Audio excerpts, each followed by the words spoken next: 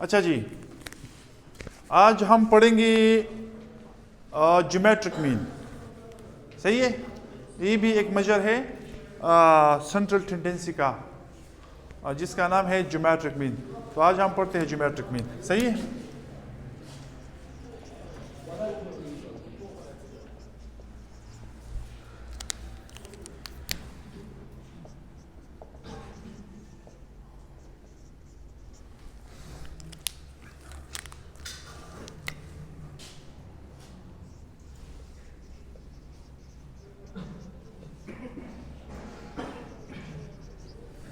Geometric mean. अच्छा, geometric mean क्या है, ये भी मैंने आपको बता दिया कि ये है one of the measures of central tendency. सही है, सेंट्रल टेंडेंसी। तो बाज़ औक़ात हमें अरिथमेटिक मीन की बजाय ज्योमेट्रिक मीन की कंप्यूटेशन करनी पड़ती है। सही है। तो ये कौन से औक़ात होती है, कौन सी सिचुएशंस होती है? तो जब हमारे पास डेटा ऐसा हो जिसमें ग्रोथ हो, इंक्रीज हो, एक खास रेशियो से इंक्रीज हो। समझ आई बात? तो उसी डेटा सेट्स में फिर हमें क्या करना पड़ता है? फिर अगर हम सेंटर फाइंड करते हैं उस डेटा सेट का, तो फिर हमें ज़रूरत पड़ता है ज्योमेट्रिक मीन का इंस्टेड ऑफ अरिथमेटिक मीन। सही है। ग्रोथ का तो समझ आ जाता है ना। मैं आपको एक सादा सा एग्जांपल दे देता हूँ। सपोज आप लोगों ने किसी बैंक में पैसे रखी हुई है। सही है। और अगर उस पे सपोज 10% इंटरेस्ट है या रिटर्न है, सही, तो एक साल के बाद उसके ऊपर आ जाएगा 10% इंक्रीज। सही है। तो इसका होगा एक साल बाद 1,10,000। सही है। अगर दूसरे साल हो गया, सही है, तो फिर ये 1,10,000 के ऊपर फिर इंटरेस्ट आ जाएगा। सही है। तो 11,000 आ जाएंगे इंटरेस्ट। तो अगले साल ये हो जाएंगे 1,21,000 हो जाएंगे। सही है। तो इस तरह 10% तीसरे साल लगेगा। तो ये ग्रोथ है, ग्रोथ। सही है। तो इस किस्म अगर डेटा हो इस किस्म की, तो फिर हमें अगर फाइंड करना है सेंटर को, उस डेटा सेट का अगर सेंटर को फाइंड करना है, तो फिर हमने क्या करना है? फिर हमने ज्योमेट्रिक मीन पे जाना है। सही है। तो मैं आपको एक सादा सा एग्जांपल करवाता हूँ तो आपको पता चल जाएगा। सही है। सबसे पहले मैं करवाता हूँ वो इंडिविजुअल डेटा के लिए। सपोज कि first data point x variable है और उसका फर्स्ट डेटा पॉइंट है 10, दूसरा है 100, तीसरा है 1000, चौथा है 10,000। सही है। और आखिरी पांचवा है 1 लाख। समझ आई बात? ये वेरिएबल है। सही है। वेरिएबल एक्स है। वेरिएबल एक्स की वैल्यूज कौन कौन सी है? ये है। First one is 10, the second one is 100, the third one is 1000, the fourth one is 10,000 and the last one is 1 lakh. सही है। तो ये वही जो मैंने आपको बता दिया, ये वो ग्रोथ वाला सीरीज बनता है। मतलब पिछली वैल्यू को किसी कांस्टेंट से मल्टीप्लाई करके दूसरा वैल्यू आता है। कहने का क्या मतलब है? कहने का मतलब ये है, ये 10 है ना, तो 10 को हमने 10 से मल्टीप्लाई किया, 10 को 10 से मल्टीप्लाई किया तो 100 दिया, 100 को 10 से मल्टीप्लाई किया वही 10 तो 1000 हो गया, उसे 1000 को हमने 10 से मल्टीप्लाई किया तो 10,000 आ गया। समझ आई बात?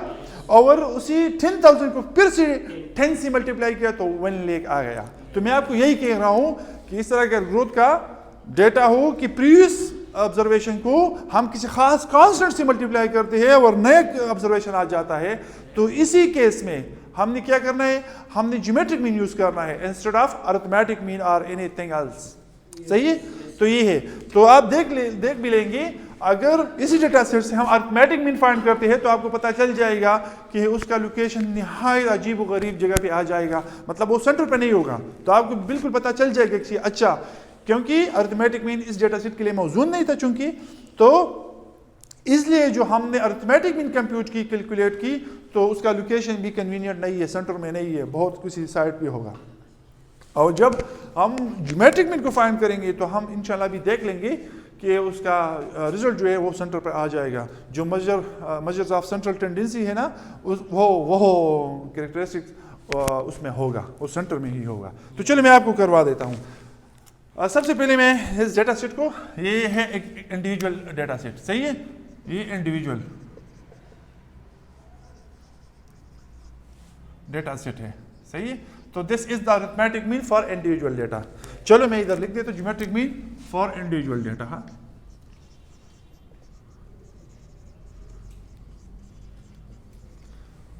अच्छा, तो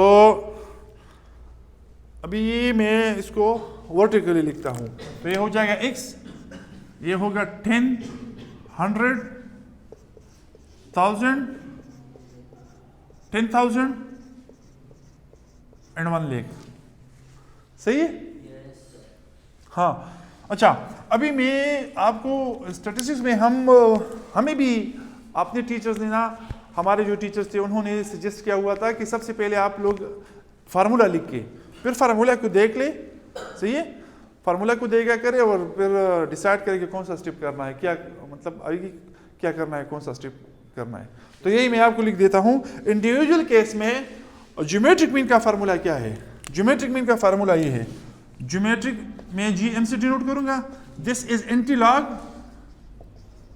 आसान है, और summation log of x divided by हो जाएगा n। बस ये फार्मूला है, ठीक है? अगर आपको याद है ना अरिथमेटिक मीन वाला फार्मूला, तो उसमें लॉग नहीं था, समेशन x और n था। तो जस्ट फर्क कौन सा है? फर्क सिर्फ यही है कि इधर लॉग आया हुआ है ना, तो फिर इसके लिए एंटीलॉग हमने लगाया हुआ है। तो this is the only difference between the arithmetic mean and geometric mean. सही? हाँ, बस यही याद रखो। अगर अरिथमेटिक मीन सादा सा अरिथमेटिक मीन है तो उसका फार्मूला क्या बनेगा? Summation x over n, there is no log. But geometric mean में इधर लॉग आया हुआ है, तो ब्रैकेट के बाहर क्या है? एंटीलॉग आया हुआ है। सही है? तो आप यह फार्मूला को देख ले, ये look at log of x, तो ये सादा x है, तो अभी हमने लॉग लेना है, ठीक है?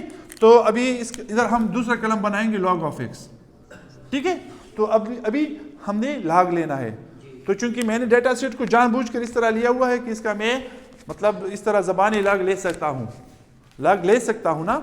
अगर इस तरह कोई है 345 है, 815 है, या इस तरह कोई है नंबर जिसका मतलब ज़बानी और इस तरह आप लॉग नहीं ले सकते, तो कैलकुलेटर की मदद हम ले सकते हैं, कैलकुलेटर के थ्रू हम कर सकते हैं। सही है? लेकिन मैंने इसको इसलिए लिया ताकि मैं जल्दी से बस ये एग्जांपल आपको करवाऊं और आप कंसेप्ट क्लियर कर लूँ। सही है? आपका लोगों का कंसेप्ट क्लियर कर लूँ कि क्या करना है, कैसा करना है। सही है? तो now we will take the log of the variable x। So if we take the log of 10, so it will give us 1। सही है?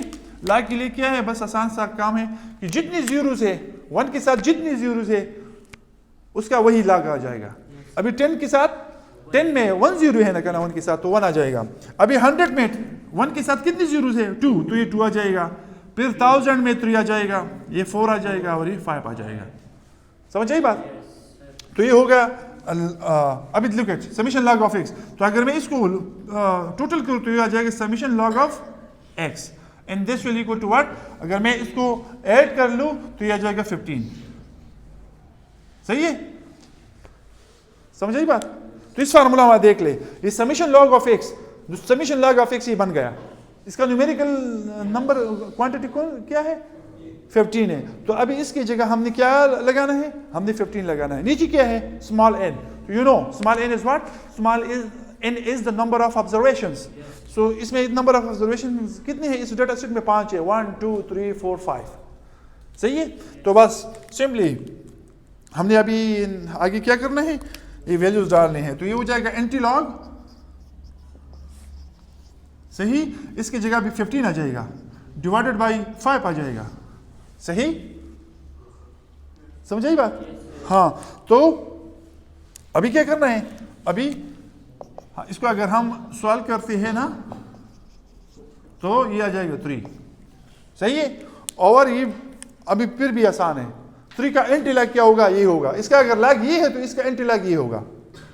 अगर 100 का लॉग 2 है तो 2 का एंटीलॉग 100 होगा। समझ आई बात? तो अगर अभी इधर हम 3 का एंटीलॉग ले लेते हैं ना तो ये आ जाएगा geometric mean and this will equal to 1 and 3 zeros. So this is the geometric mean. सही है? This is the geometric mean for this data set. Clear?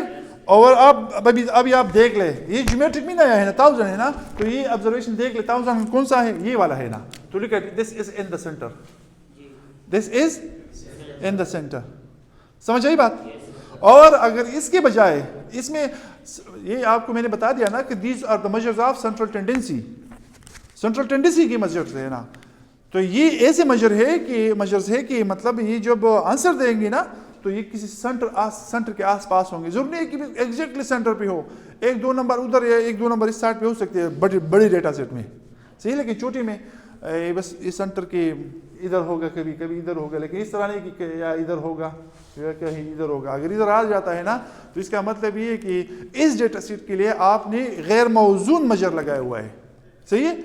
मतलब अगर जल्दी से मैं आपको करवा देता हूँ ना तो ये हो जाएगा 1,10,000, 1,11,000, 1,11,100 एंड 1,11,110 टोटल हो जाएगा। और अगर आप इसे 5 से डिवाइड कर लेंगे नहीं तो आपको कोई इधर वैल्यू देगा, तो लुक एट ये सेंटर पे नहीं होगा, इससे इस मेजर से इस आंसर से 1 नंबर इधर है और 4 नंबर उस साइड पे है, so this is not in the centre then, सही है।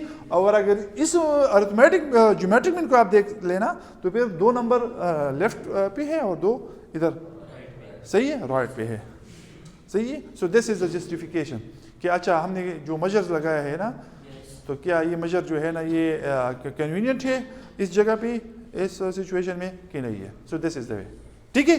तो ये हो गया geometric mean for individual data, clear हो गया। चलो तो अगर ये क्लियर हुआ है तो फिर कर लेंगे geometric mean for discrete data, discrete frequency distribution, सही है।